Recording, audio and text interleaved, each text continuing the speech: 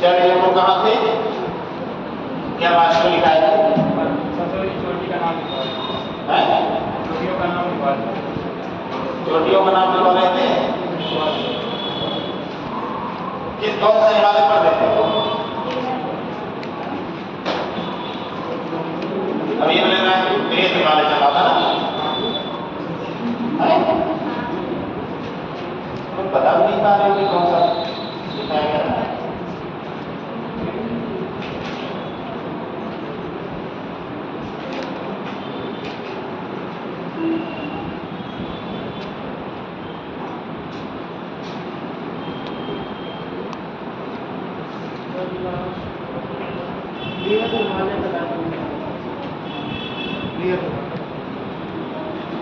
चलिए अब आप लोग मेरा ध्यान दीजिए, बहुत ज़्यादा आवाज़ कर रही है, ज़्यादा बात कर रही है। चलिए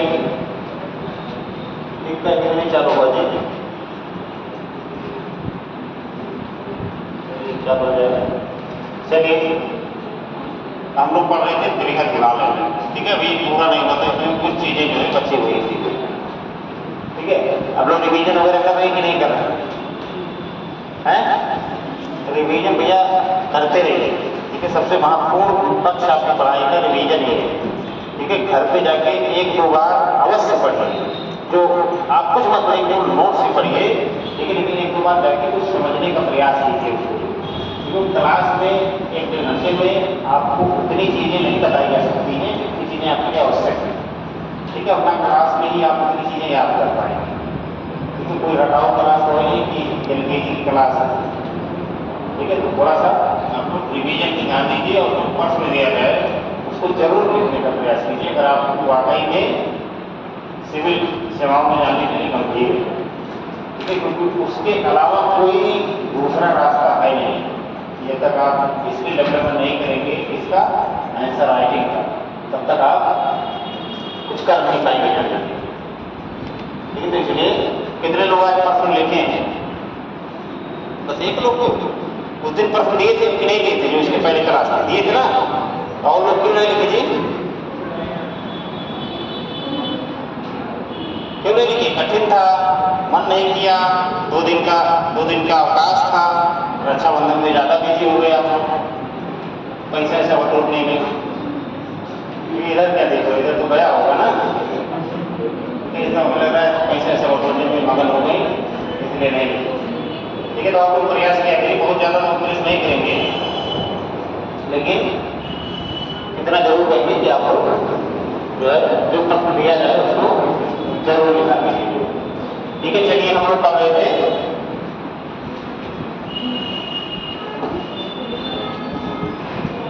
बृहद हिमालय, बृहद हिमालय,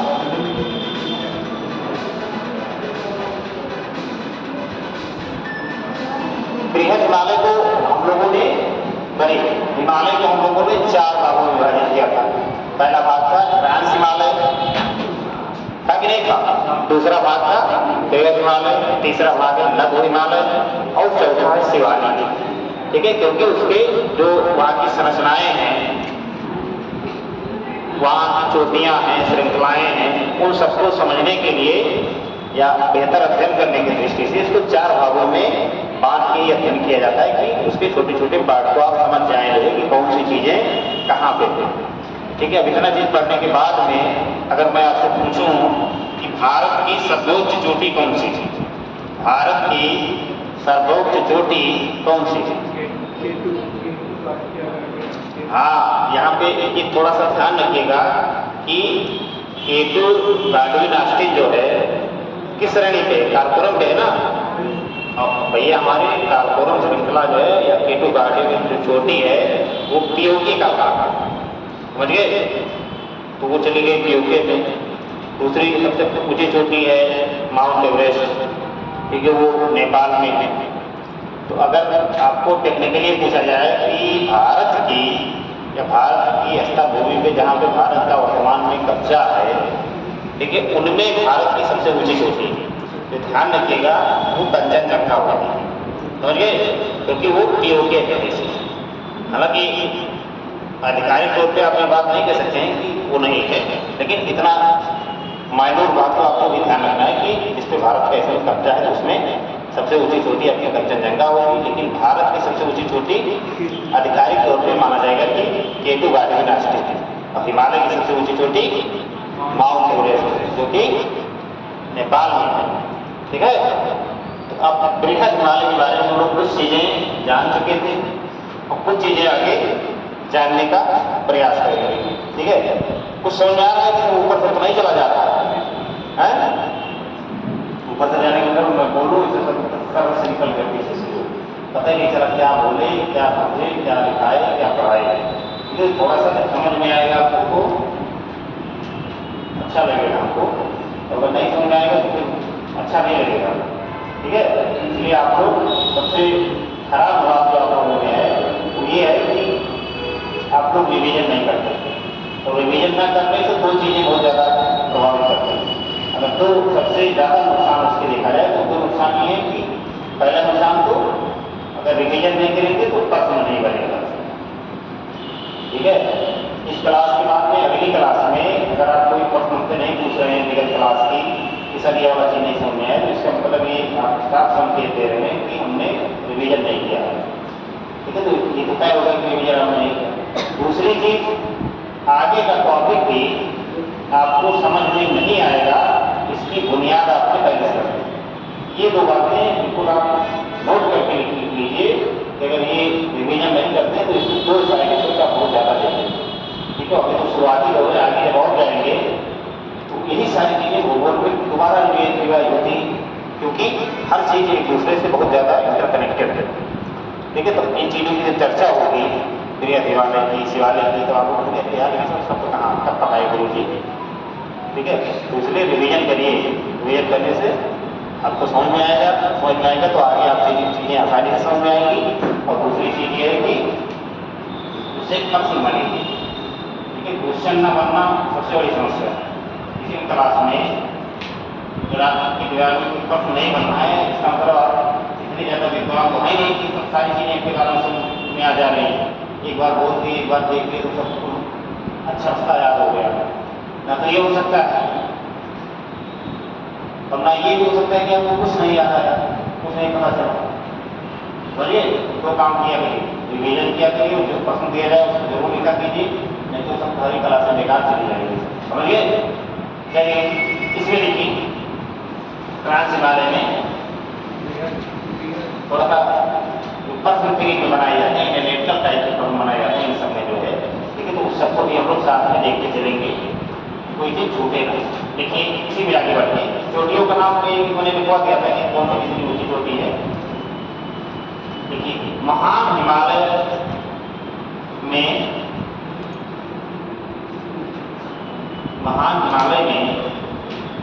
पूर्व की तुलना में महान हिमालय का मतलब यही बृहद हिमालय। ठीक है, नाम अलग अलग में इसलिए चारों नाम मैंने लिखवा दिया है, महान हिमालय, बृहद हिमालय, हिमाद्री हिमालय, मुख्य हिमालय, बर्फीला हिमालय, बहुत सारा शब्द इसके लिए होता है। ये जो है तो इसलिए आप लगभग याद रखें। जो है महान हिमालय में पूर्व की तुलना में पश्चिमी भाग में, पूर्व की तुलना में पश्चिमी भाग में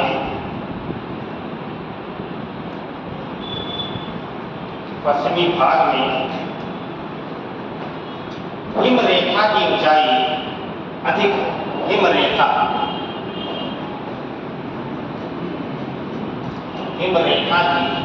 ऊंचाई अधिक, हिम रेखा बता देंगे क्या है। हिम रेखा की ऊंचाई अधिक है, अर्थात पूर्वी भाग में पश्चिमी की अपेक्षा, अर्थात पूर्वी भाग में पश्चिम की अपेक्षा अधिक निचले भाग में बर्फ देखी जा सकती है। अर्थात पूर्वी भाग में पश्चिमी की तुलना में अधिक निचले भाग में बर्फ देखी जा सकती है। इसका कारण है पश्चिमी भाग का अधिक शुष्क होना, पश्चिमी भाग का अधिक शुष्क होना। अधिक शुष्क होना, इसका कारण है पश्चिमी भाग का अधिक शुष्क होना। आर्द्रता की अधिकता के कारण, आगे से आर्द्रता की अधिकता के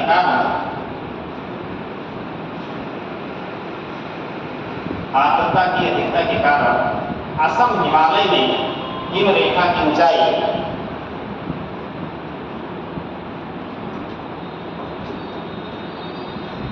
असम हिमालय में हिम रेखा की ऊंचाई 4400 मीटर, 4400 मीटर। असम हिमालय में हिम रेखा की ऊंचाई 4400 मीटर, जबकि कम आर्द्रता के कारण कश्मीर हिमालय में, जबकि कम आर्द्रता के कारण कश्मीर हिमालय में हिम रेखा की ऊंचाई 5100 मीटर है, 5100 मीटर है। पूर्वग्राम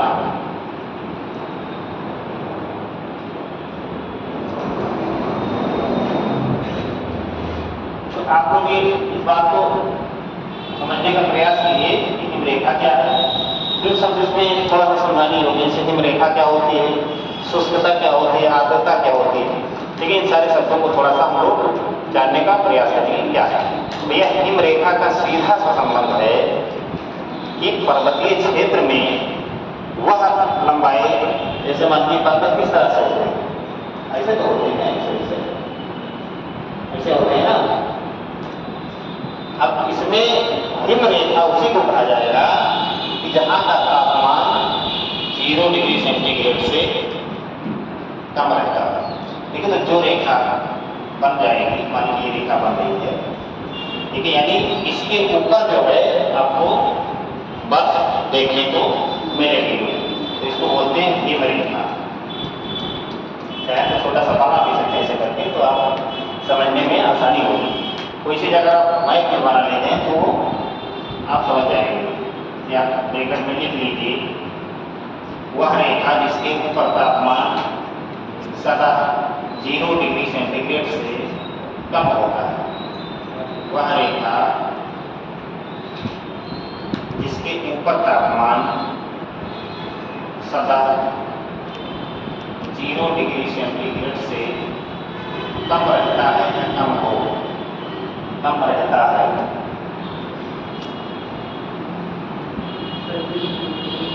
फिर से बोलते हैं, हिम रेखा वह रेखा जिसके ऊपर सदा तापमान 0 डिग्री सेंटीग्रेड से कम रहता हो। बहुत छोटे छोटे बच्चों का पूछते हो, एक बार इतना सरल शब्द है तो अपने मन से ही आपको लिख लेना चाहिए। लेकिन इसीलिए कहा था कि कापी में लिखिए आप तो अगल बगल में थोड़ा मार्जिन रखिए। जैसे मान लीजिए ये कापी है आपकी, इस तरीके से पूरा भरना है, तो इधर भी थोड़ा छोड़िए, इधर भी हल्का सा छोड़िए, पूरे तरह से एक के ऊपर एक अक्षर चढ़ा के मत लिखिए। कोई भी ऐसी तथ्यात्मक बातें हैं जब आप रिवीजन करें या क्लास के दौरान, मैं तो प्रयास करता हूँ कि क्लास के दौरान भी कोई ऐसा शब्द ना बचे जो बताने लायक हो, ना बताया जाए। ठीक है, तो आप लोग प्रयास करेंगे कि अगर बगल में लिख दिया हिम रेखा, हिम रेखा बगल में आप जगह अगर छोड़े होते वहीं पर लिख लेते हिम रेखा, ब्रैकेट में करके शब्द बनाने की कला सीखिए। ठीक है, कि वह रेखा जिसके ऊपर 0 डिग्री सेंटीग्रेड से कम तापमान, बस इतने 5-6 शब्द लिखना था। हमेशा उसको याद हो जाएगा आपके लिए, नया शब्द नहीं, एक शब्द पे आपकी पकड़ बन जाएगी। दूसरा शुष्कता, शुष्कता का सीधा मतलब होता है आर्द्रता से। देखिए कोई भी क्षेत्र शुष्क बहुत है तो इसका मतलब है वर्षा कम हो रही है। ठीक है, तो जो पश्चिमी क्षेत्र है, ठीक है, हिमालय का, ये माना जाता है, अगली पिछली क्लास में हम लोग चर्चा किए थे कि जम्मू कश्मीर और हिमाचल प्रदेश के मध्य में ही बृहद हिमालय में कुछ ऐसा क्षेत्र है जिसको शुष्क मरुस्थल की संज्ञा दी जाती है, यानी बारिश हिमालय होती है। हिम तो है, हिम इसलिए है क्योंकि बहुत ऊंचाई का क्षेत्र है, तो जो भी चीज़ें होंगी लिक्विड फॉर्म में वो सब बर्फ बन जाएगी, थोड़ी बहुत आर्द्रता होगी वो बर्फ के रूप में बदल जाएगी, लेकिन बारिश नहीं होगी, यानी शुष्कता बहुत ज़्यादा वहाँ नहीं है। जबकि अगर पूर्वी हिमालय की बात करेंगे, इसलिए मैंने उदाहरण भी लिखवा दिया है कि असम हिमालय।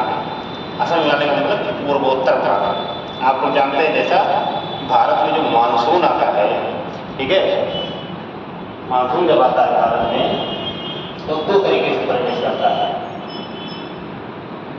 एक तरफ आपका बंगाल की खाड़ी है और दूसरी तरफ आपका अरब सागर है। ये सब हिंद महासागर के भाग है, ठीक है। तो एक तो इधर से भारत में मानसूनी हवाएं प्रवेश करते हैं, वो एक मानसूनी हवाएं आपकी बंगाल की खाड़ी के पास से प्रवेश करती हैं, ठीक है। बंगाल की खाड़ी में प्रवेश करके और पूर्वांचल की जो तमाम छोटी छोटी पहाड़ियाँ हैं उसे टकरा के भारत में बहुत सारी वर्षा कराती हैं।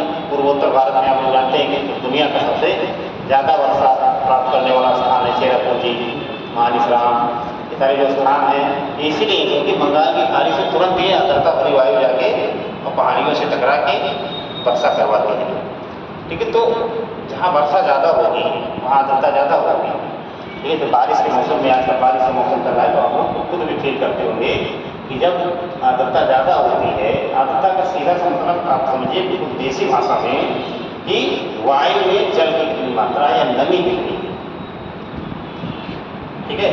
यानी वायु में जल या नमी की कितनी मात्रा है। 2019 के PCS में एक प्रश्न पूछा गया, सीधे उसने पूछा कि किसी भी स्थान पे पर वर्षा सबसे ज़्यादा डिपेंड होती है या प्रभावित करती है, और उसमें ऑप्शन था वहाँ की नमी, वहाँ की हवाएं या पवन, वहाँ का तापमान। तो किसी भी स्थान पे वर्षा होगी कि नहीं होगी इस बात की प्रोबेबिलिटी सबसे ज़्यादा इसी में है कि वहाँ की वायु में नमी कितनी है।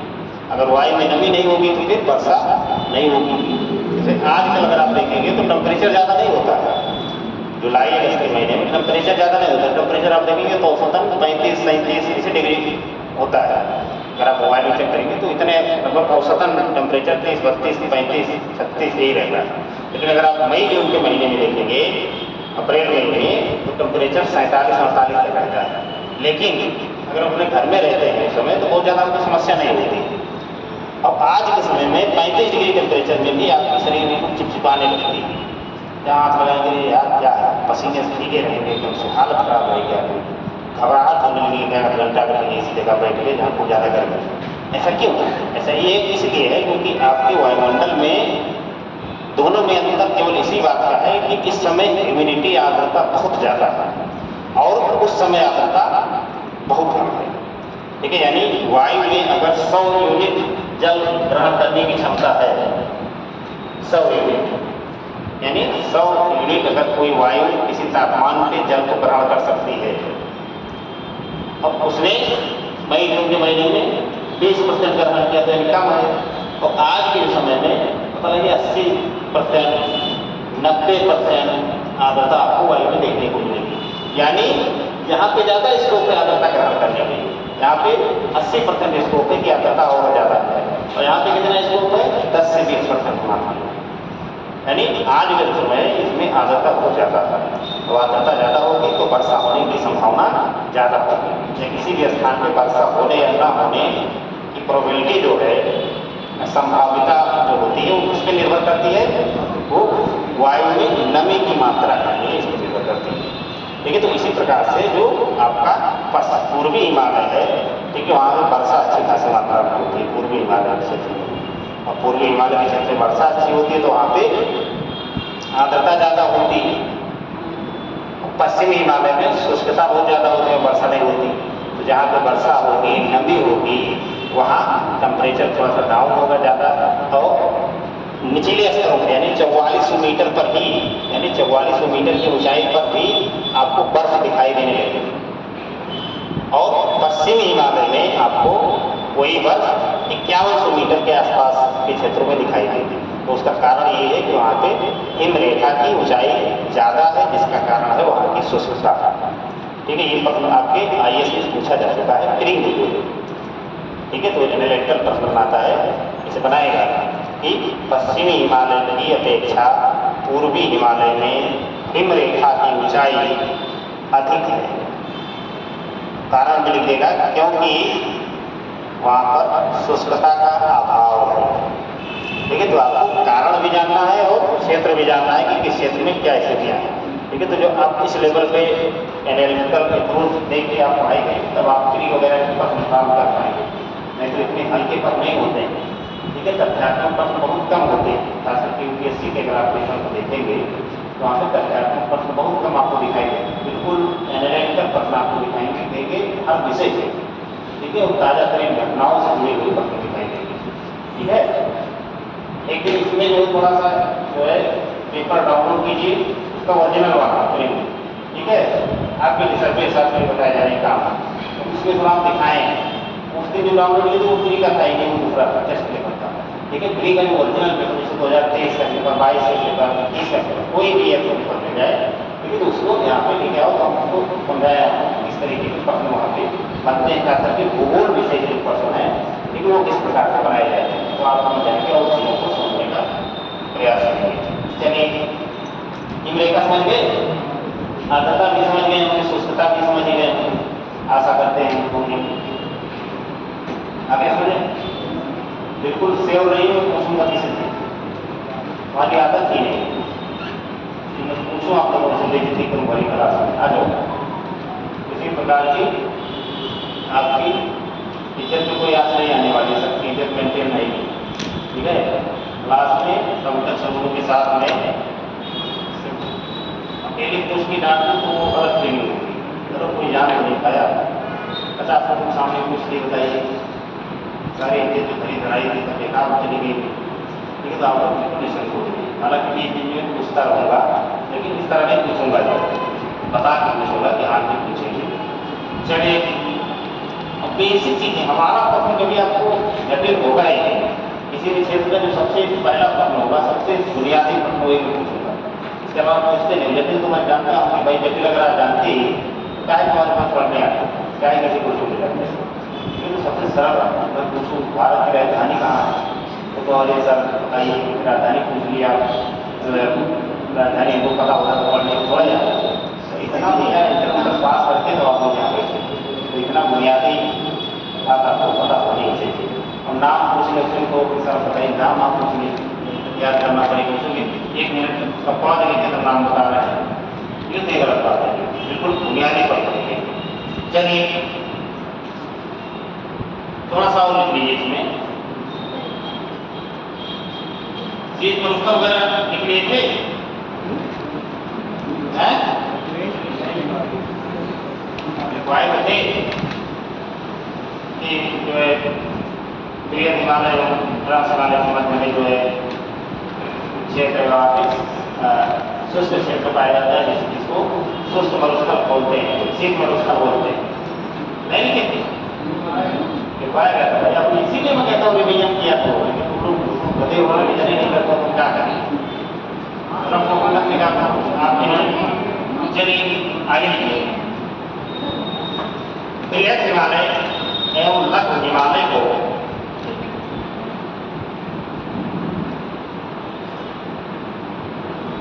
MCT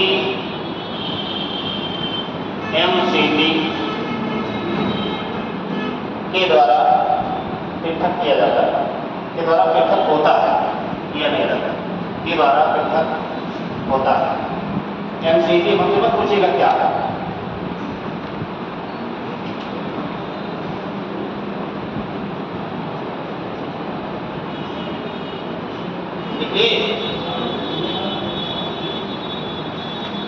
बताओ सर MCT क्या होता है? हमसे नहीं पूछ रहा है ना, आपसे तो हम पूछेंगे। MCT, MBT, HFF, IT, SJF, इसमें बताया गया, आपको नहीं बताया गया। सब रक्षाबंधन है, बाद में 2 दिन पूरा जो मिठाई खाए पैसा बढ़ोए, वही नहीं कि रिवीजन करके 10 मिनट समय निकाल देसी गाँव से काफ़ी ध्यान डोला नहीं देख रहे तो बता दे जाए। ठीक है, ये बहुत बेसिक प्रश्न है, जो बताना चाहिए आपको। एक बार जब देखिए क्लास में पढ़ाई है, क्लास आप पढ़ते कि वो आपको बता दे जाए। क्या बताओ, कोई बताएगा, कोई बताएगा, ओके बताओ, अरे ओके बताओ।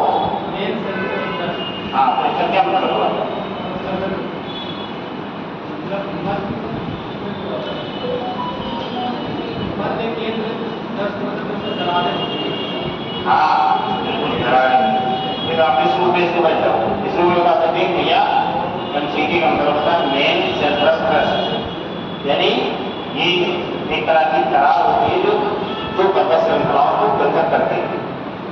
एमसीटी आपका लघु हिमालय एवं बृहद हिमालय को पृथक करता है। मैंने हिमालय का विभाजन किया था तो 4 श्रेणियां उसकी गिनाई थी ना, 4 तरह की, इतना याद है कि नहीं याद है?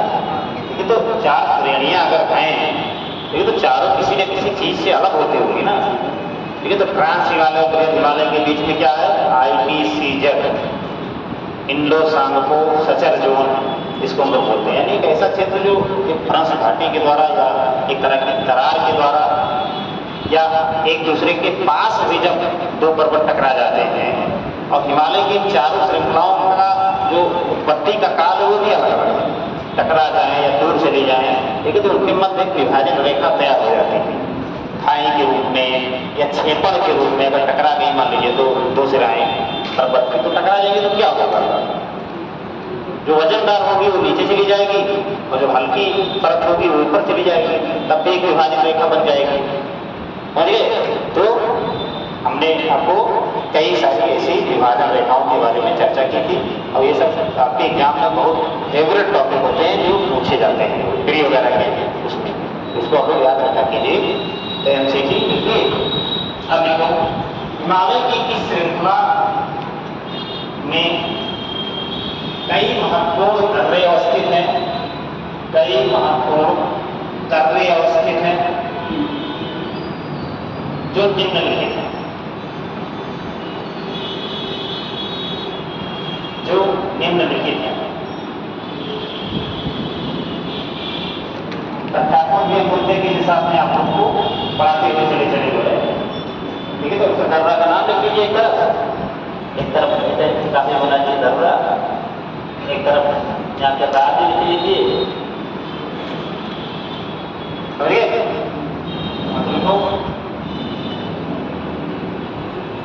उधर से शुरू करते हैं ऊपर के राज्य से। देखो जम्मू कश्मीर, क्योंकि जहाँ पे हम पॉलिटिकल साइंस नहीं पढ़े, हम भूगोल पढ़े, तो हम जम्मू कश्मीर को एक यूनिट मानते हैं। लेकिन आप लोग कोई गुस्सा हो जाए अंदर के लिए सब बताइए कैसा दिन प्रदेश है वहाँ पर कश्मीर कह दिए, ठीक है, तो भाव नहीं होना है। आप जम्मू कश्मीर के यूनिट मान के, क्योंकि भूगोल पढ़ रहे हैं तो भूगोल को भूगोल की तरह पढ़िए, पॉलिटिकल साइंस की तरह। तो जम्मू कश्मीर में कौन कौन से दर्रे हैं? जो हिमालय की इस श्रृंखला में, यानी बृहद हिमालय में हिमालय के कौन कौन से दर्रे होते हैं? दर्रे का मतलब हो गया कि कोई श्रृंखला अगर किसी क्षेत्र में है तो उसके बीच में से कहीं से भी इस प्रकार का स्थान कि जिससे आवागमन हो सके या किन्हीं दो क्षेत्रों को जोड़ सके। जैसे मान लीजिए कि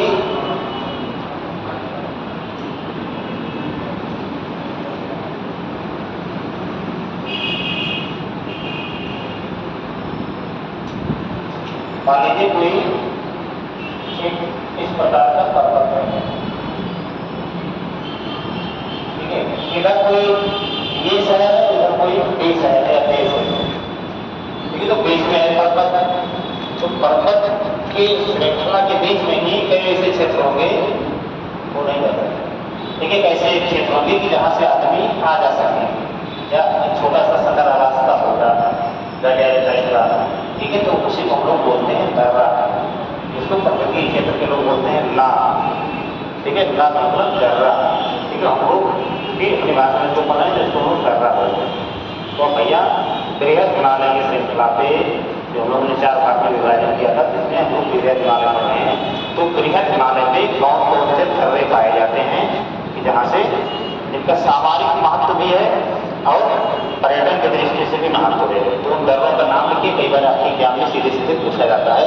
और चूंकि अगर छोटे एग्जाम में पूछा जाता है तो दर्रे का नाम पूछा जाता है किस राज्य में अवस्थित है।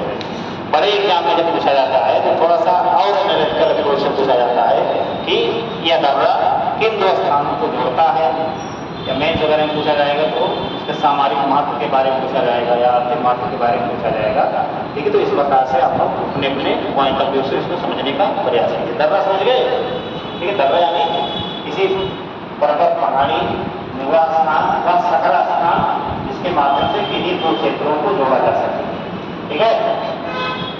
कैसे जोड़ा जाएगा? सुरंग बना दी जाएगी या रोड बना दिया जाएगा, इस प्रकार से 2 स्थानों को जोड़ दिया जाएगा। समझिए? चलिए, हो गया? ये जो जिला कर रहा दर्रे का नाम लिखिए, जो जिला कर रहा, जो जिला कर रहा।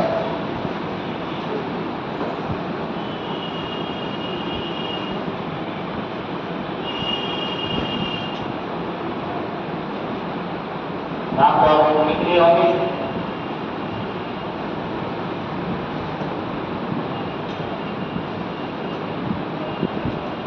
जो जिला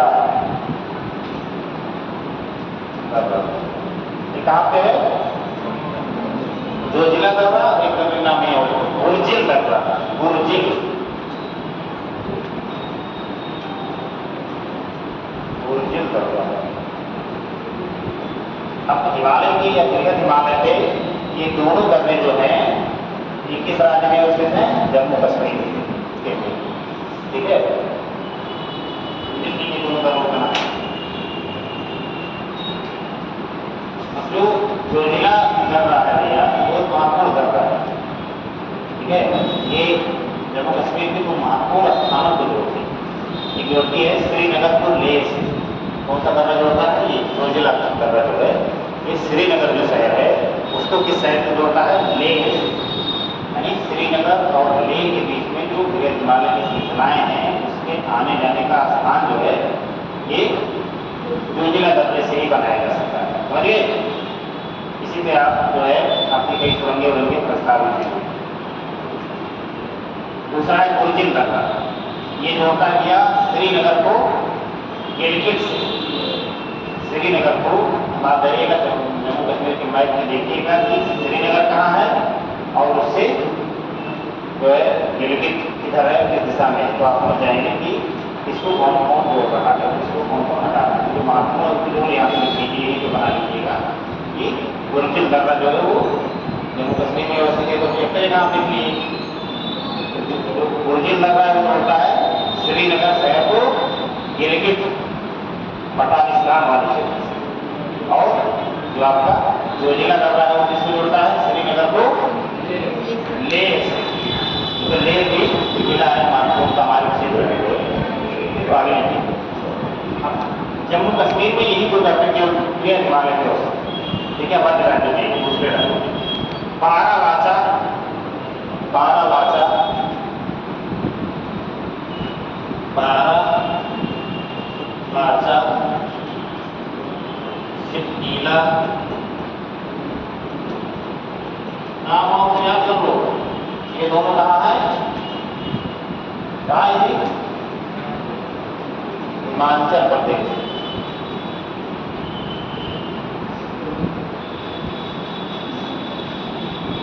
बताओ क्या नाम है?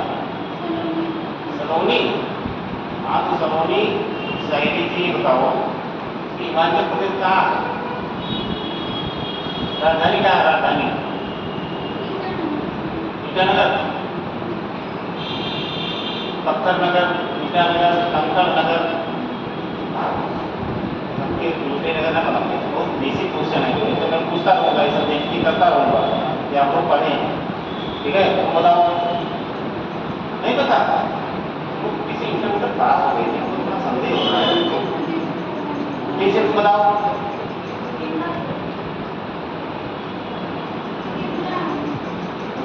कैसे पता चल गया तुमको? क्योंकि बताया ना, जिंदगी में ही बोलोगी। जिंदगी बेइज्जती होने के बाद भी जो चीज़ें याद होती हैं नहीं भूलती याद। ये तो है बाबू भैया कहकर किसी पढ़ाओ तो नहीं समझ आता, तो तमाशा देखिए कोई चीज़ समझा दो जिंदगी में नहीं बोलता है। ये यार बताओ ये चीज़ समझाने के लिए गुरु जी मारे तो वो तमाशा हमको बचपन में, तो आप लोग भी याद होगी वो चार बातें ऐसे पूछे गए होंगे, और बाकी जो सही से लिख के समझाई गई होंगी वो हमको नहीं याद होगी, ठीक है? तो भैया जो बारालाचा दर्रा है वो और शिवकीला दर्रा है, ये बृहद हिमालय में किस राज्य में है? हिमाचल प्रदेश। देखो हिमाचल प्रदेश, ये शिवकीला दर्रा है कि इसी शिवकीले दर्रे से भारत में सतलज नदी पर प्रवेश करती है। चीन से भारत में सतलज नदी शिवकीला दर्रे से ऊपर प्रवेश करती है।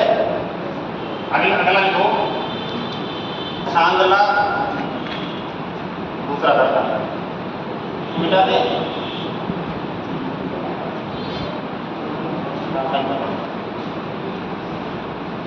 नागला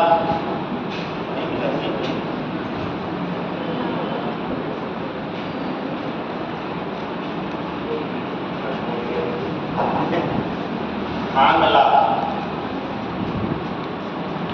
आंगला दर्रा मीठी दर्रा कई बार पूछा गया मीठी दर्रा और वो कौन है माना दर्रा और लिपुने लिपुने और माना दर्रा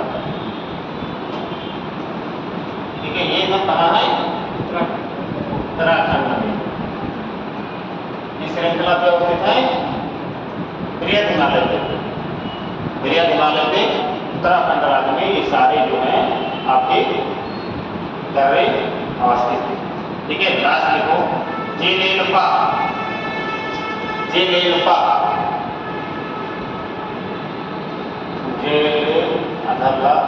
जेलेलपा और नाथुला ये दोनों कहाँ है आपके सिक्किम में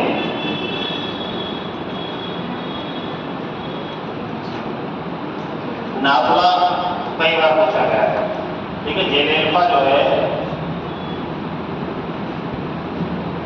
बहुत महत्वपूर्ण सब सामाजिक स्थान जो है जेलेलपा दर्रा जो है वो गंगटोक को थिम्पू से जोड़ता है भूटान की राजधानी कहाँ है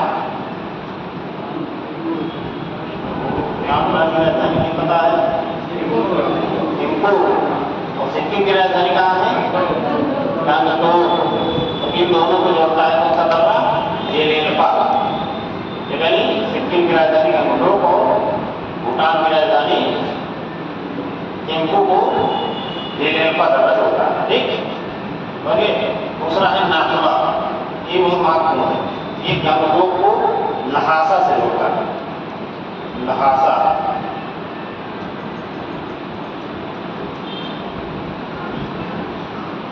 लहासा ये दोनों दर्रे कहाँ हैं सिक्किम में ठीक है अब भैया ये आपका बृहद हिमालय कहाँ है अब लिखिए लघु हिमालय या मध्य हिमालय लघु हिमालय या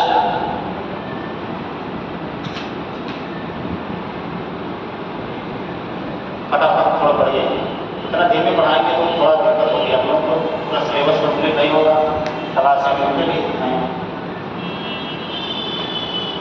तो लघु और क्या है इसका नाम दूसरा मध्य लघु या मध्य हिमालय ठीक देखो लघु हिमालय को ही मध्य हिमालय या हिमांचल हिमालय भी कहा जाता है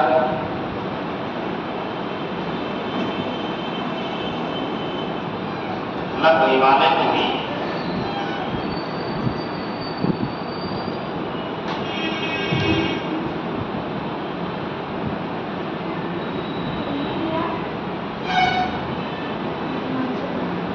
क्या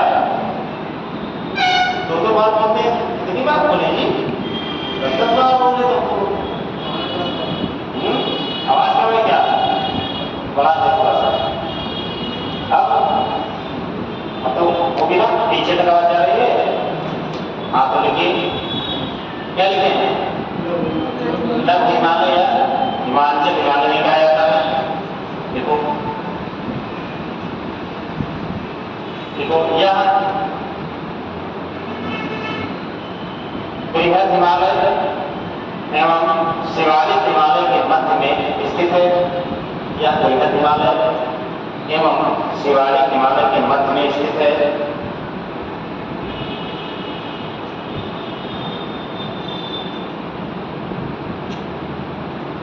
देखो लघु हिमालय की औसत चौड़ाई लघु हिमालय की औसत चौड़ाई 80 से 100 किलोमीटर तथा औसत ऊंचाई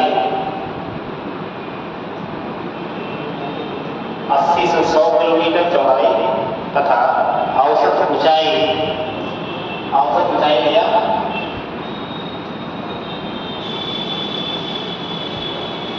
3700 से 4500 मीटर तक। अब इसकी चौड़ाई कितनी है? 80 से 100 किलोमीटर। ठीक है, तो इस बात को मुझे तो में आप लोग जरूर याद रखिएगा कि इसकी चौड़ाई देखो। लघु हिमालय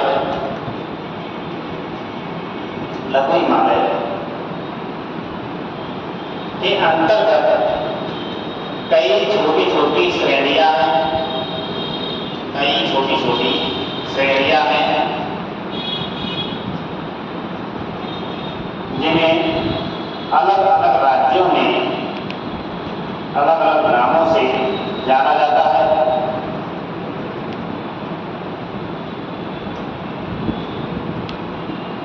अलग अलग राज्यों में अलग अलग नामों से जाना जाता है।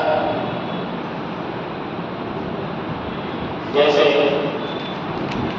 जम्मू कश्मीर में पीर पंजाब,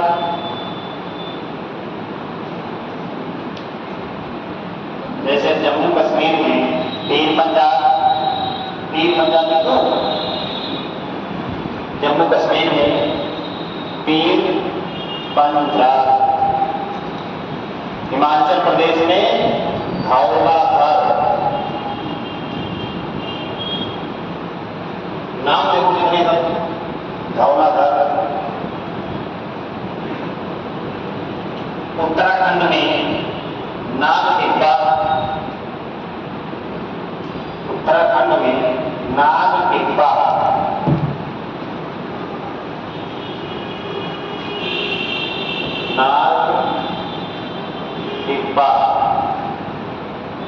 तथा नेपाल में इसे महाभारत रेंज कहते हैं।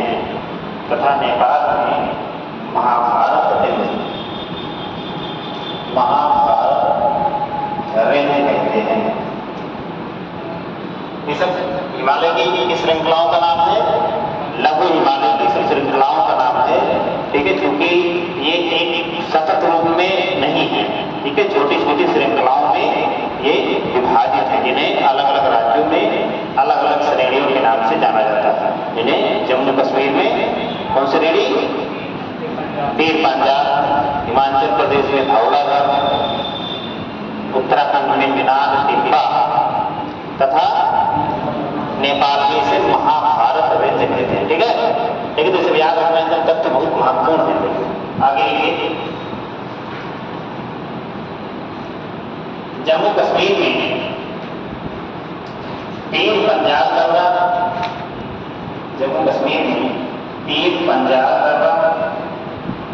तथा बनिहाल दर्रा। जम्मू कश्मीर पीर पंजाब दर्रा तथा बनिहाल दर्रा। बनिहाल दर्रा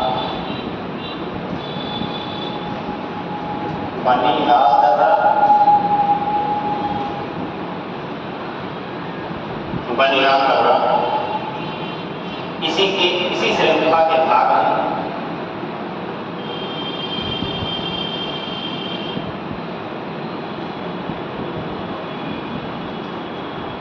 बनिहाल दर्रा जम्मू से कश्मीर जाने के लिए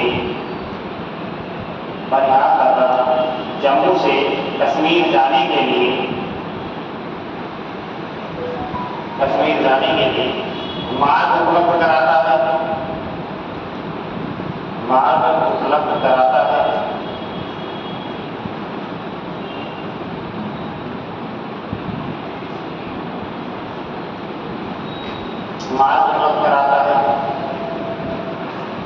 इसी पर जवाहर सुरंग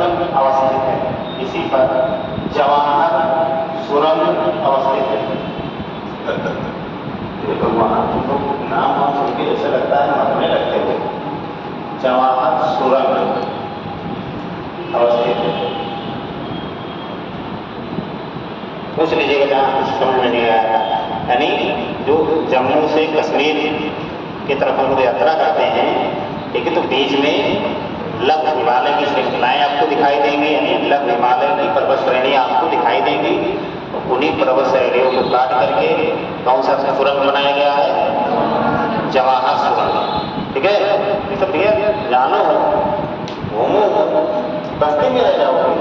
ये तबके, कंपनी वा, बड़े वन, दक्षिणी दरवाजा, उत्तरी दरवाजा, इसे रह जाओगे। कुछ आगे बढ़ो, निकलो, देखो ये कितने लोग जम्मू कश्मीर की यात्रा किए,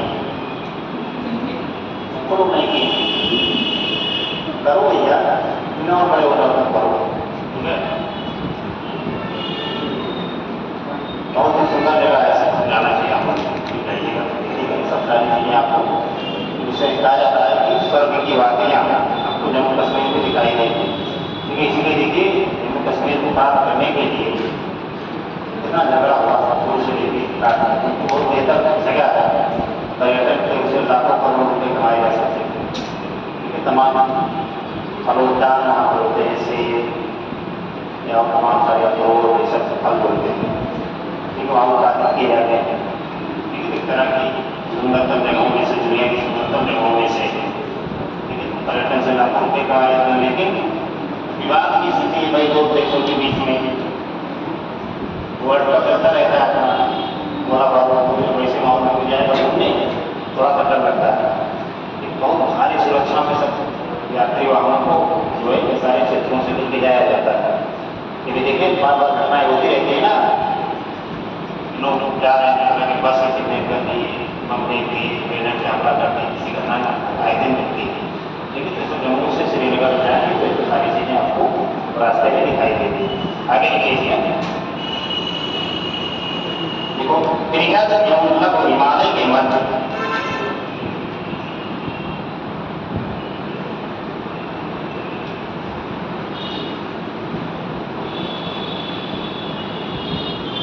देखिए, एक चीज में थोड़ा समझने का प्रयास कीजिएगा कि जो आपका बृहद हिमालय है, क्योंकि बृहद हिमालय थोड़ा सा यहाँ सुनना के बाद पहुँच जाएंगे और बढ़िया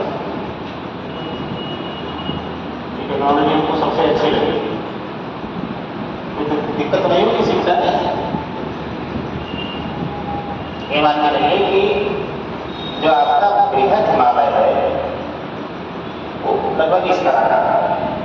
ठीक है, और इसके बाद जो लघु हिमालय है वो इस प्रकार से।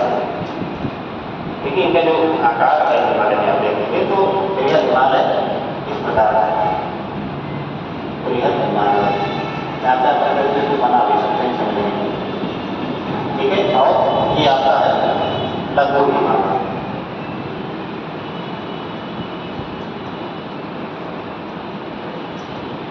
इन दोनों के मध्य में दो घाटियां जो सबसे सुंदरतम जगहों में से हैं, उनका विकास हुआ है इस क्षेत्र में। इधर आपकी विकसित हुई है काठमांडू घाटी, नाम मैं दिल्ली रख रहा हूँ, काठमांडू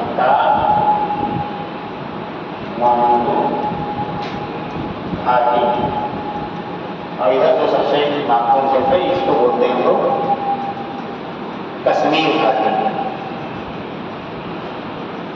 कश्मीर घाटी, ठीक है, तो ये कश्मीर घाटी इसके बीच में है, बृहद हिमालय और लघु हिमालय के बीच में आपकी कश्मीर घाटी है।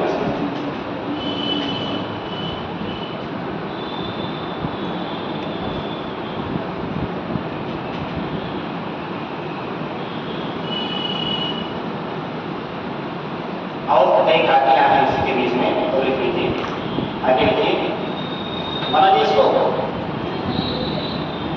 और एक आध घाटियों को उदाहरण लिख लीजिए यहाँ पर।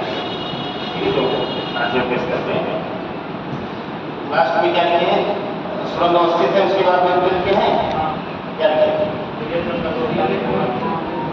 बृहद हिमालय व लघु हिमालय के मध्य कश्मीर घाटी। कश्मीर घाटी लिख लीजिए, जम्मू कश्मीर, जम्मू कश्मीर में है कहाँ, लाहौल स्पीति, लाहौल स्पीति, लाहौल स्पीति कांगड़ा घाटी, कांगड़ा घाटी हिमाचल प्रदेश में ना, ये दोनों हिमाचल प्रदेश में। कांगड़ा घाटी, कांगड़ा घाटी, कुल्लू, चुल्लू लिखा था उसे कुल्लू, कुल्लू इत्यादि घाटियां अवस्थित हैं।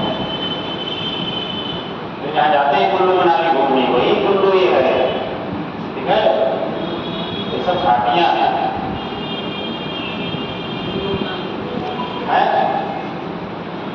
कुछ नहीं, कुछ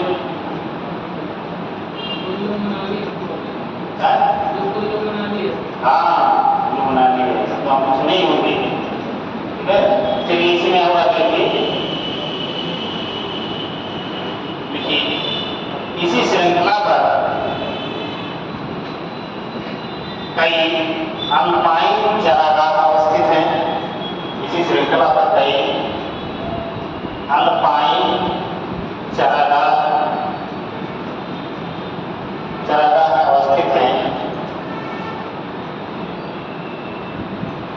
अल्पाइन चरागाह का मतलब फिर क्या होता है कि अल्पाइन एक औसत से अधिक ऊंचाई के जो क्षेत्र अवस्थित है, जहाँ वर्षा मध्यम होती है या कम होती है थोड़ा सा, ठीक है, ऐसे क्षेत्रों को अल्पाइन श्रेणी में शामिल किया जाता है। और यहाँ पे इन घाटियों में कुछ अल्पाइन चरागाह विकसित हुए। चरागाह के अंदर वहाँ छोटी छोटी मुलायम घासें उगी है या पहाड़ी क्षेत्रों में उगती है।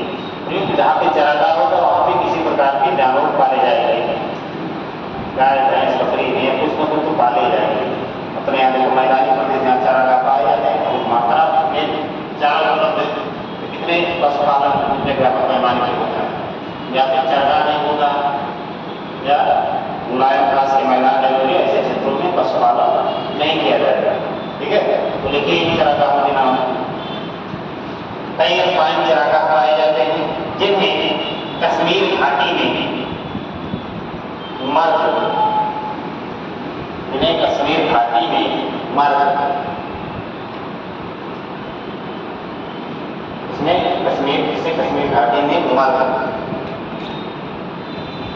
ये सब नाम है मर्ग। लेकिन कई सारे नामों के आधार पर कई शहरों का नाम पड़ा, जैसे गुलमर्ग, सोनमर्ग, जैसे जम्मू कश्मीर में है शहर ना, ठीक है। तो इन्हीं भौगोलिक आधारों पर ही सब नाम पड़ा। वो क्या है एक्चुअल में, वो अल्पाइन चरागाह वाले क्षेत्र में, ठीक है, उन्हीं पे मानव का निवास हो गया, धीरे धीरे शहर के रूप में परिवर्तित हो गए। तो उसको हम लोग उसके नाम में जोड़ दिए जो है मर्ग। गुलमर्ग, यहाँ गुलाब नाम ज्यादा होते हुए ऐसा कुछ रहा होगा, मर्ग स्थान बना हो गया। तो उसे सोनमर्ग, ये जम्मू कश्मीर में तो मर्ग है। उत्तराखंड में इसमें आगे, तो उत्तराखंड में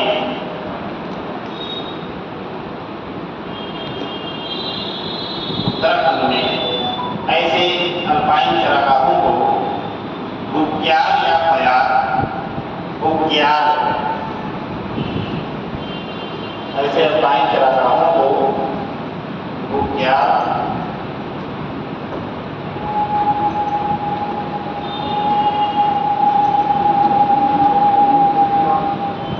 या पयार कहा जाता है। लघु हिमालय अपने स्वास्थ्य वर्धक पर्यटन स्थलों के लिए विख्यात है।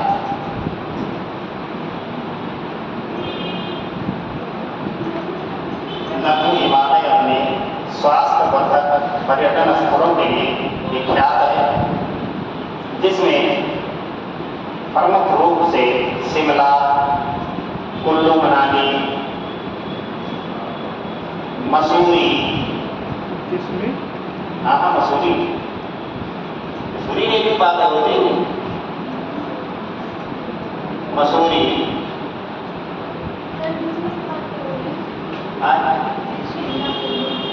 जिसमें शिमला, कुल्लू मनाली, मसूरी, दार्जिलिंग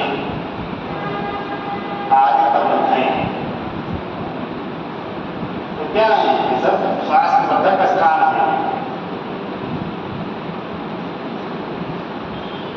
किया, पर्यटन की दृष्टि से सारे शहर क्या विकसित अवस्था में है।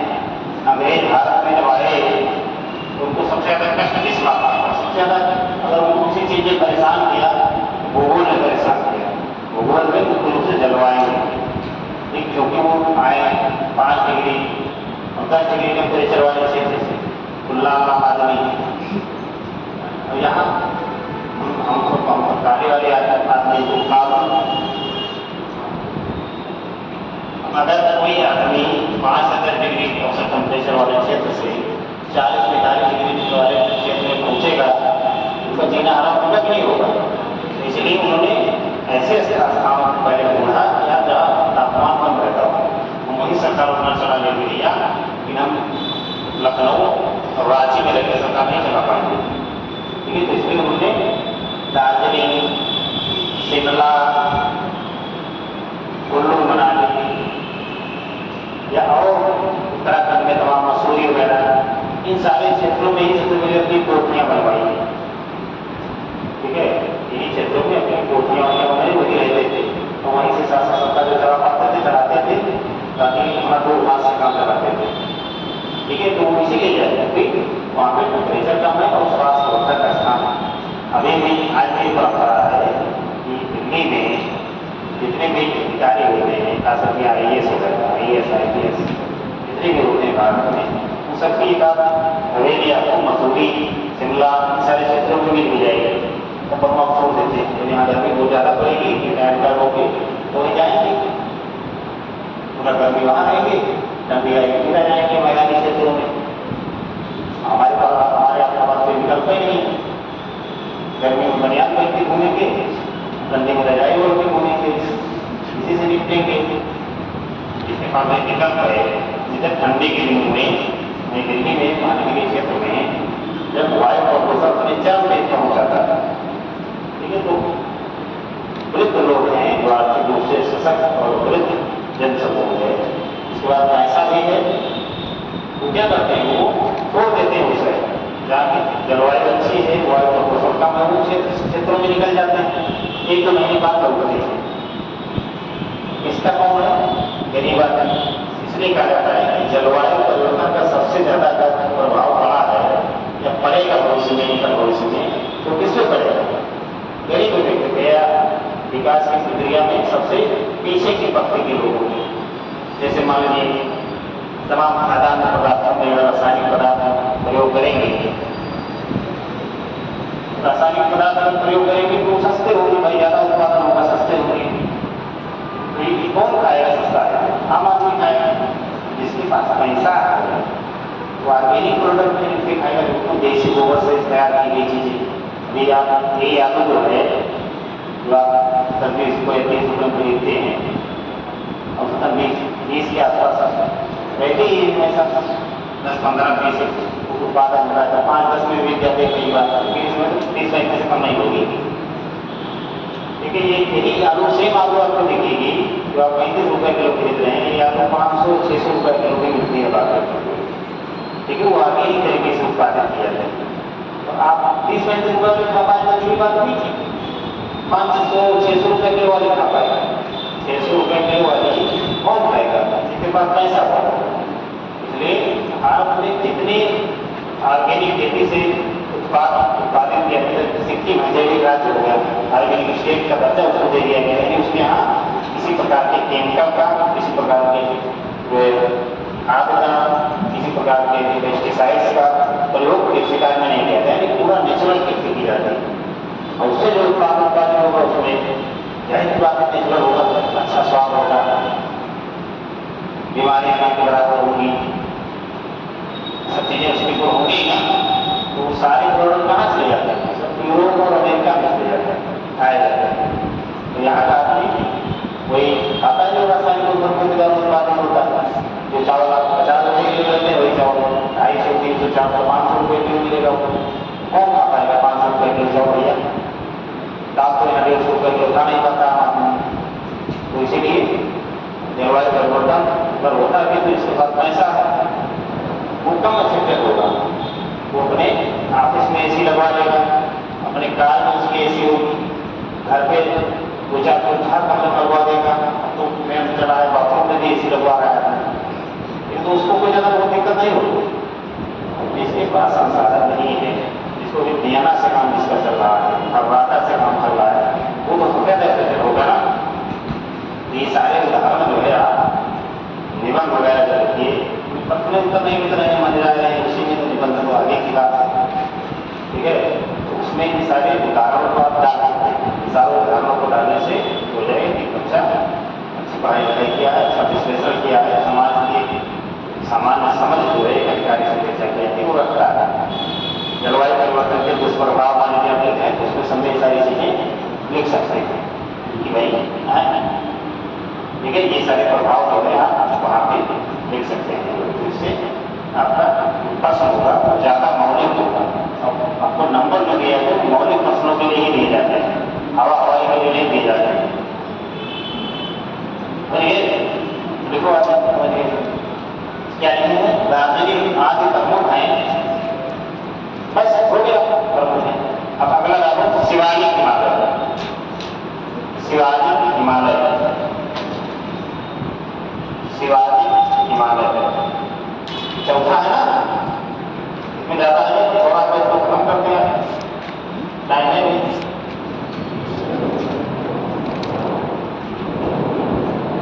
शिवालिक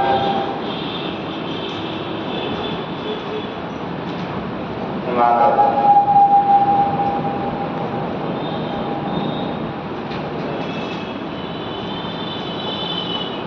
शिवालिक हिमालय लघु हिमालय की बात है, ठीक है। ये सबसे नवीन पहली श्रृंखला है, सबसे नवीन हिमालय का विकास करने का उदाहरण है, क्योंकि इसका निर्माण सबसे बाद में हुआ है। जैसे जैसे श्रेणियों को उत्तर से दक्षिण की तरफ बढ़ते चले आएंगे, द्रास हिमालय उत्तर में, उसके बाद बृहद हिमालय, उसके बाद आपका लघु हिमालय, उसके बाद शिवालिक है ना। तो इनका पूरा विकास क्रम इसी क्रम में हुआ है, ऊंचाई में भी इसी क्रम में अंतर पाया जाता है। और ये तो इन सारी चीज़ों को हम थोड़ा सा याद रखने का प्रयास करेंगे। शिवालिक हिमालय में देखिए कई जगह मैदानों को बदल चुका है, कई जगह छोटी छोटी घाटी, कई शहर में जाती शिवालिक हिमालय श्रृंखलाओं में बनी है, ठीक है। तो देखिए थोड़ा सा समझते चलते हैं, देखिए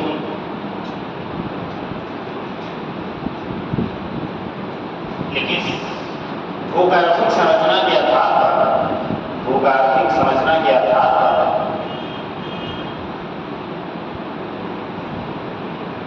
शिवालिक हिमालय की उत्पत्ति, शिवालिक हिमालय की उत्पत्ति हिमालयी नदियों के अवसादों से हुई है। हिमालयी नदियों के अवसादों से हुई है।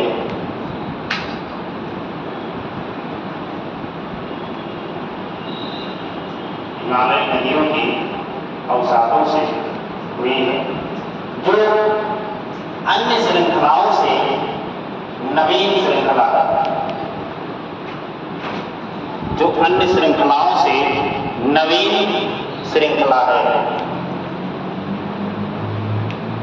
अन्य श्रृंखलाओं से नवीन श्रृंखला है। इसका विस्तार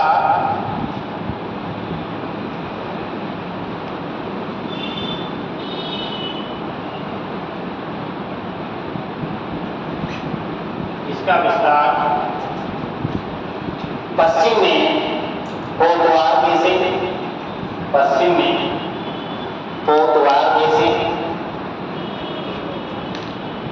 पश्चिम में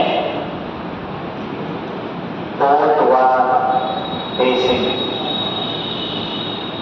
पोतवार से यानी सिंधु घाट, सिंधु घाट पाकिस्तान में जहाँ से सिंधु नदी प्रवेश करती है, इसको पोतवार से बोला जाता है, ठीक है। तो वहाँ से लेकर और ब्रह्मपुत्र नदी भारत में जहाँ प्रवेश करती है, इसको हम लोग बोलते हैं विहंग घाट, यानी विहंग घाट, विहंग घाट तक शिवालिक हिमालय का विस्तार है।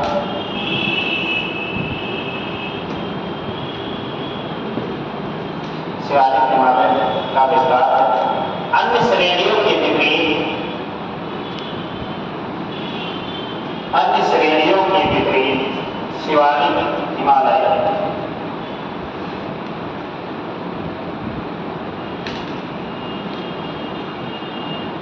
खंडित अवस्था में है, खंडित अवस्था में है, विपरीत खंडित अवस्था में है। खंडित यानी खंड खंड में बटा, खंडित अवस्था में है।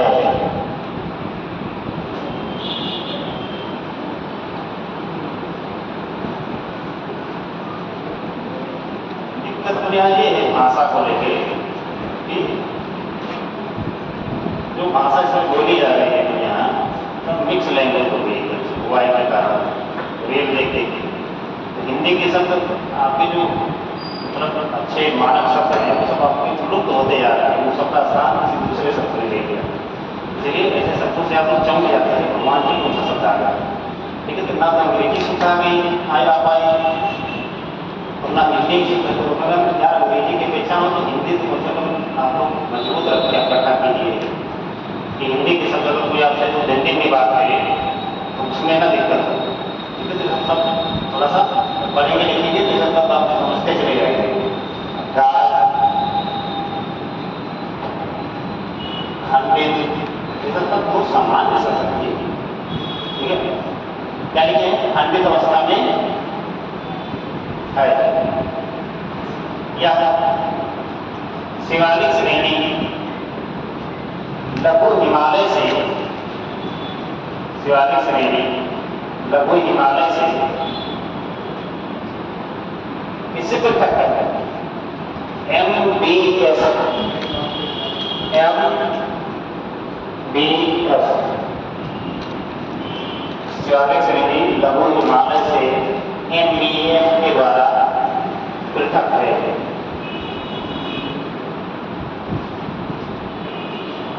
पृथक है।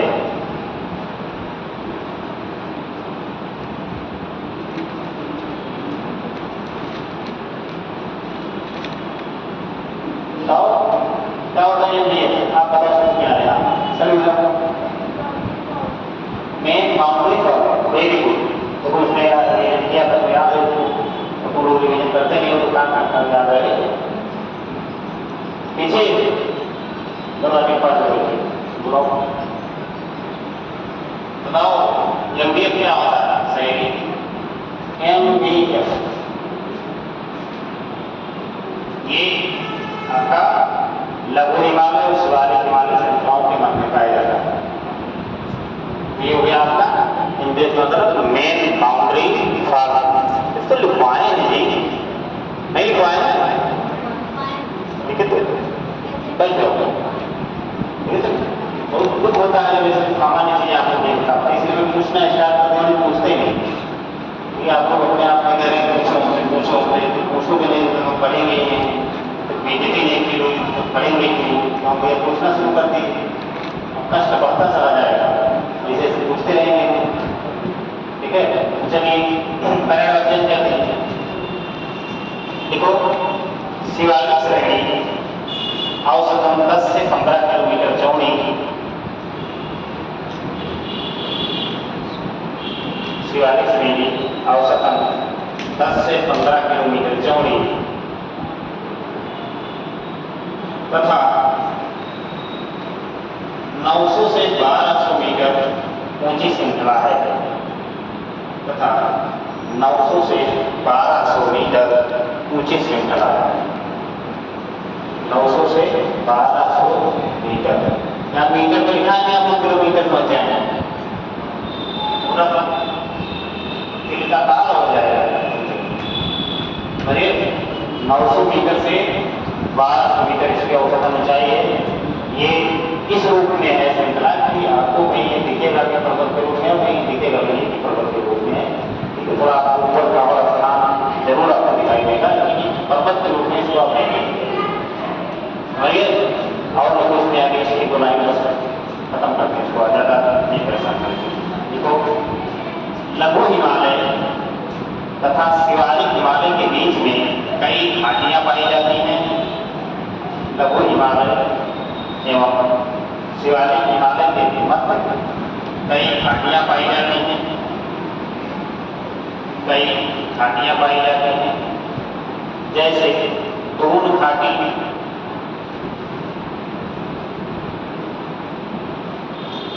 कई घाटियां पाई जाती हैं, जिसे पश्चिम में दून, इस तरह से बता दो, जिसे पश्चिम में दून, दून पहला जो लिखते हैं ना उसे दून,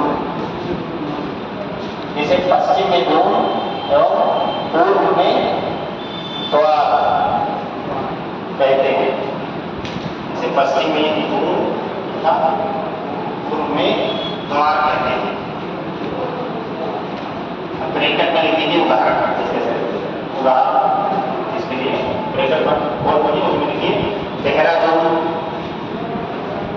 पाटलिपुत्र, ये सब शहरों के नाम हैं जो शिवालिक और लघु हिमालय के बीच में स्थित है, तो घाटियां हैं उसमें स्थित है। तो देहरादून, पाटलिपुत्र और एक द्वार का उदाहरण लिख लीजिए हरिद्वार। देखिए ये सब शिवालिक और लघु हिमालय के मध्य में जो घाटियां हैं, उन घाटियों में जो शहर बसे हुए हैं उन सब शहरों के नाम आपको हुए। ठीक है, तो उन शहरों में दून कई हैं, ये तो मैं एक से लिखवाए, बहुत सारे और दून हैं। ठीक है, तो आप लोग देख लीजिए कितने दून हैं। इन्हें समझने के लिए दून और द्वार हम लोग समझ लेते हैं। आगे बढ़ो इसे में थोड़ा सा। अच्छी कृषि की संभावना के कारण, अच्छी कृषि की संभावना के कारण इन घाटियों में जन जमाव है। जन जमाव की कीजिएगा, जन जमाव या बसाव लिख दीजिए, या लोगों का बसाव है।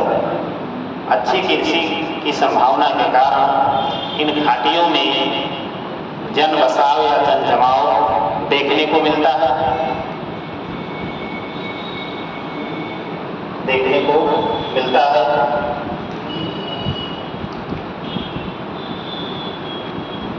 कृषि जहाँ लिखना नहीं थोड़ा था तो तलवार की तरह एक खड़े रहते हैं, मुंह से निकला नहीं कि तुरंत छप गया है, प्रिंटर एकदम से। ठीक है, थोड़ा समझ के आगे लिखते रहे गड़बड़ा जाएगा।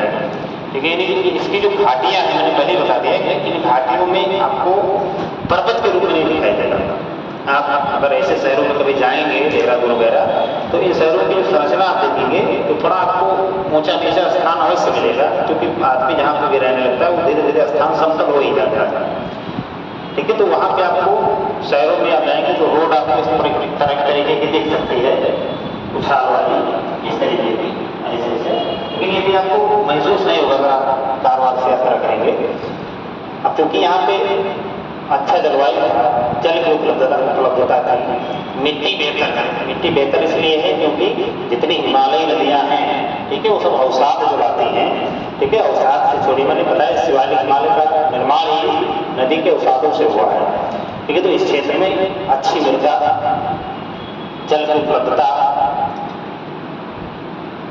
मानव के अनुकूल जलवायु, ये सब ऐसे फैक्टर हैं कि जिसके कारण इस क्षेत्र में भी आपको अच्छी खासी जनसंख्या देखने को मिलेगी।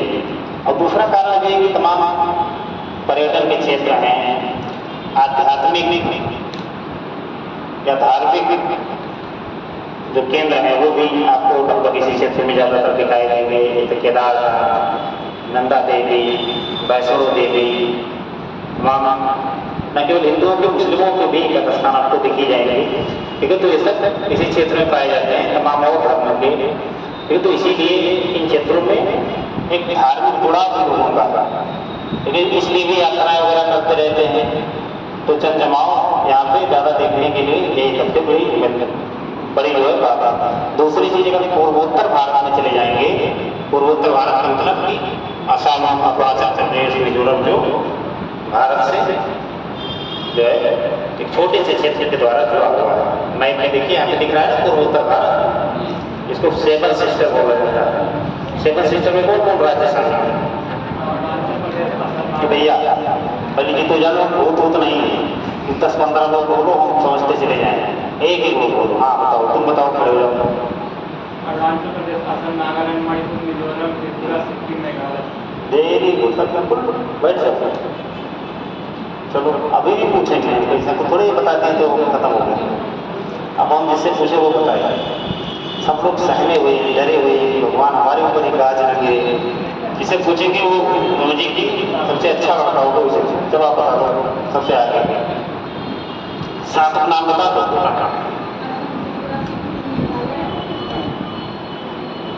चलो 3 का बताइए, मेरी ओर बैठ जाओ।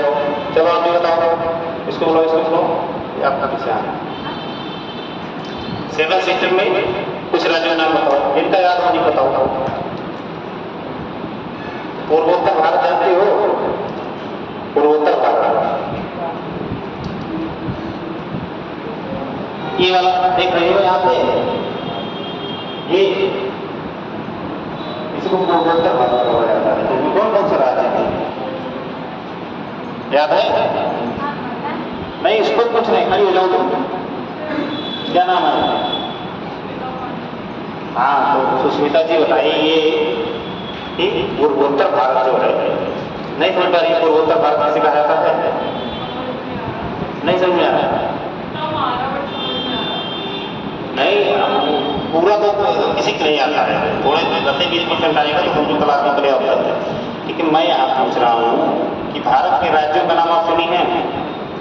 एक होता है दक्षिण के राज्य या दक्षिण भारत के राज्य, एक होता है उत्तर भारत के राज्य, और एक होता है कि भारत के जो पूर्व में स्थित हैं, पूर्वोत्तर जिसको कहता है, जो पूर्व और उत्तर दिशा में स्थित हैं राज्य। लेकिन उन सारे राज्यों का नाम मैं पूछ रहा हूँ।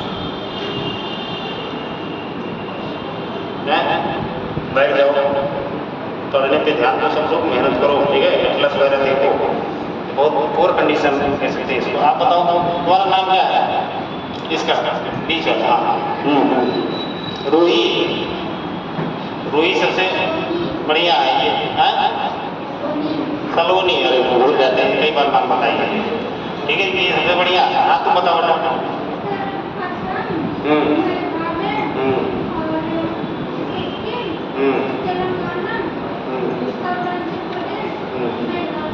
मेरे को बहुत अच्छा बताया, लेकिन तेलंगाना नहीं है, ठीक है? एक थोड़ा गलत बता गया, लेकिन फ्लो होता है कई बार।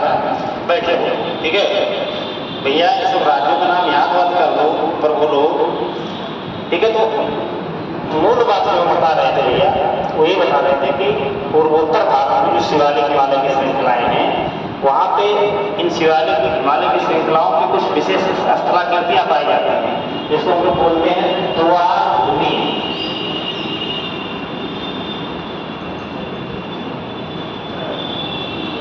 द्वार भूमि, ठीक है? द्वार भूमि जो शिवालिक श्रृंखला है असम राज्य में, यहाँ पे सबसे ज्यादा चाय की खेती होती है, सुनिए कि नहीं? चाय की खेती आपको सबसे ज्यादा इन्हीं क्षेत्रों में देखने को मिलेगी। जो शिवालिक श्रृंखलाएं हैं हिमाचल, पूर्वोत्तर भारत में या हिमालय से सटे हुए क्षेत्र में जो शिवालिक श्रृंखला है, दार्जिलिंग केंद्र के रूप में है चाय के लिए ना, सोनगाछी, चाय के उत्पादन केंद्र सोनगाछी नाम की चाय भी आती है। अब देखें कि नहीं देखें, चाय में लटक जाते हैं, खाली कुछ और देख देते हैं, लेकिन लोटा भर के चाय पी जाते हैं। सब प्रांत की चाय आती है, दार्जिलिंग ब्रांड। सोनगाछी एक जगह का नाम है, क्योंकि उसी जगह के नाम पे जो है चाय का प्रांत शुरू करते हैं, और बड़ा प्रांत है सोनगाछी, चाय आपको हर जगह मिलेगी।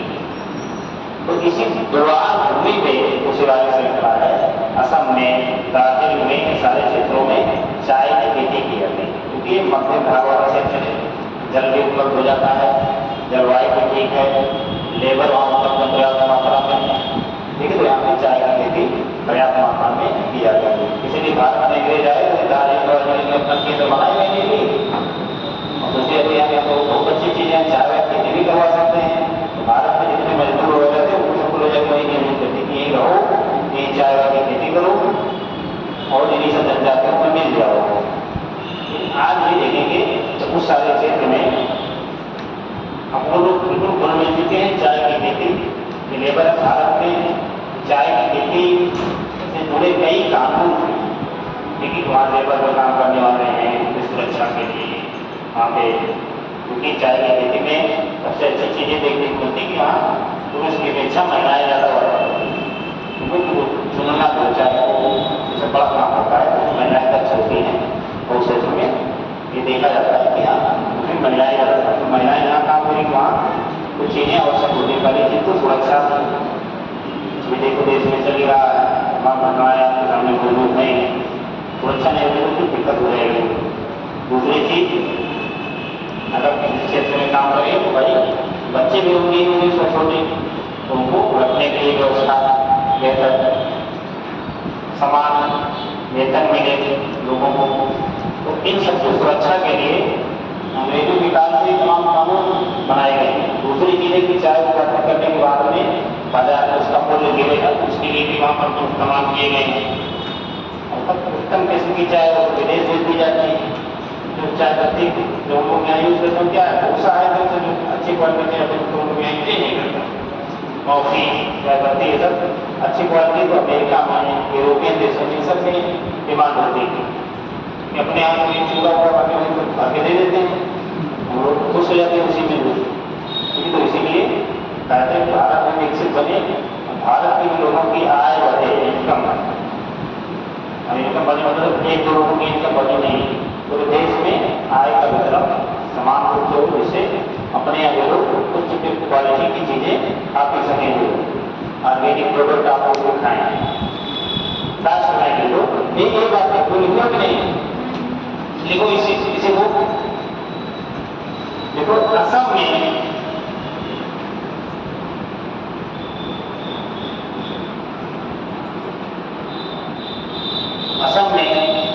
इसी श्रृंखला पर पाई जाने वाली द्वार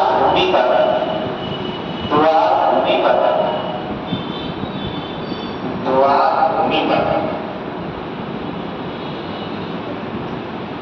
चाय की खेती की जाती है, चाय की खेती की जाती है।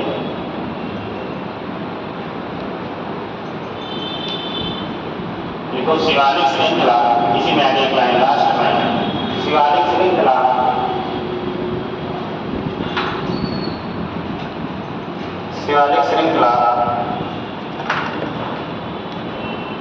मैदानी क्षेत्रों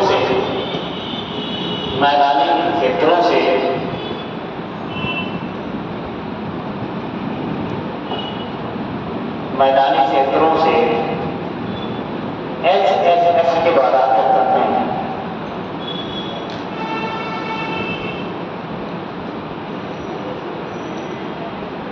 पूर्वांचल की कहानियां अपनी ये निकाली, तक तो नहीं गए। पूर्वांचल की कहानियां निकाली, अब ये हो गया, चालीस माले खत्म हो गया ना। अब आप पूर्वोत्तर भारत में देखेंगे तो कई छोटी बड़ी कहानियां अवस्थित है, उनके बारे में भी, वो भी हिमालय का ही भाग है, लेकिन तो इसलिए उनके बारे में थोड़ा सा आपको जानना पड़ेगा कि कौन सी कहानियां आती है, ठीक है। थोड़ा सा मेहनत आप लोग भी कीजिए, भूगोल विषय पे अपनी अच्छी खासी पकड़ बन जाएगी। ज़्यादा नहीं, 10 क्लास ऐसे लीजिए, 10 क्लास के बाद खुद सोचेंगे कहाँ से आप कहाँ पहुँच गए, बहुत सारी चीज़ें आपको पता चल जाएंगी, ठीक है। और इसलिए मैं थोड़ा धीरे भी पढ़ाता हूँ कि तो थोड़ा इनको भी बेसिक समझ में नहीं है, वो भी समझ जाएंगे, वो पैसा होगी जो 2-4 समझे क्लास के बाद मंगवाए जाते हैं, तो वो स्थिति नहीं करते हैं। वो अपने देखी हुई कि आराम से पढ़ाते हैं, सारे लोगों को बुनियादी बातें समझ में आ जाएगी। लेकिन अब हम लोग इसके बाद जो मुख्य हिमालय है, मुख्य हिमालय के चारों श्रृंखलाएं हैं, रांस हिमालय, बृहद हिमालय, लघु हिमालय, शिवालिक हिमालय, इन चारों को एक एक करके हमने देख लिया है कि किसके कौन सी चोटी है, किसके कौन सी घाटियाँ अवस्थित हैं, या और इसके अलावा भी कौन से पर्यटन स्थल उपस्थित हैं, पैदले कौन से, ये सब हमने एक करके देख लिया है। अब हिमालय का भी सब भाग है, पूर्वांचल की पहाड़ियाँ जो छोटे छोटे कई पहाड़ियों में विभाजित है, 4 80 जयंतियाँ, गिरी, करूँ कि पूर्वोत्तर भारत में इन्हीं सारे श्रेणियों के कई राज्यों का नाम ही हो, नाम ही उन्हीं के नाम के चेरा पूंजी मानिसराम में बरसात ज़्यादा हो रही है, उसका कारण ही इन्हीं सब श्रेणियाँ हैं। ठीक है, तो इन सारी चीज़ों को हम लोग कल देखेंगे। आज के लिए बस इतना ही। ठीक, कल का प्रश्न लिखे हैं जो लोग आगे जमा कर दे भैया, तो जो लोग नहीं लिखे हैं उन लोग के लिए क्या करें? एक लोग लिखे हो,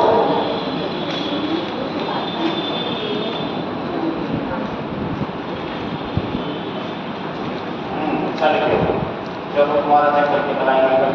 बाकी लोग भैया परसों जो ले गए कुछ शर्म और बच्चे हो तो लिखा दीजिए, मतलब कितनी बेइज्जती करेंगे तो लिखेंगे आप हैं? कल से जो नहीं लिख के लाएगा उससे हम यही खड़ा करवा के बुलवाएंगे। इसमें क्या लिखा जा सकता था, आप दो शब्द बोलिए। ठीक है, वही पुराना प्रश्न कल आपको लिख के लाना। प्रश्न का कोई बात नहीं तो फिर से बोलते हैं। भारत के लिए हिमालय पर्वत माला का सामरिक के अलावा क्या क्या महत्व है, विश्लेषण कीजिए। सामरिक के साथ साथ और क्या क्या महत्व है, ये प्रश्न कल जो नहीं लिख के लाया हम लोग, आज में आया। ठीक है, उसे यहाँ पे बुलाएंगे।